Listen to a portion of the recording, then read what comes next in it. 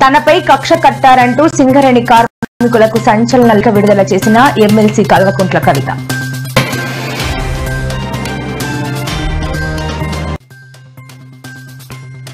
పులివెందుల్లో political heat, Jagan కు BTech Ravi మరోసారి సంచలన సవాల్.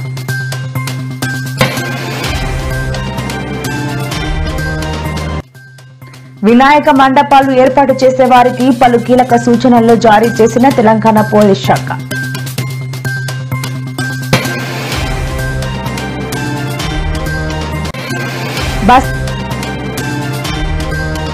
బస్తా యూరియా కోసం రక్తం చిందించిన రైతు, ఎరువుల కోసం యుద్ధ భూమిని తలపిస్తున్న తెలంగాణ.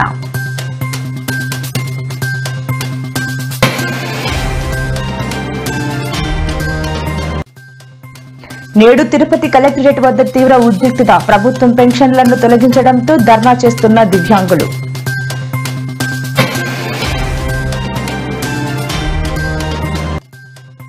టీడీపీ ఎమ్మెల్యే దగ్గుపాటికి NTR fans deadline, Anantapuram నడిబొడ్డున క్షమాపణ చెప్పకపోతే ఇంటిని ముట్టడిస్తామని హెచ్చరిక.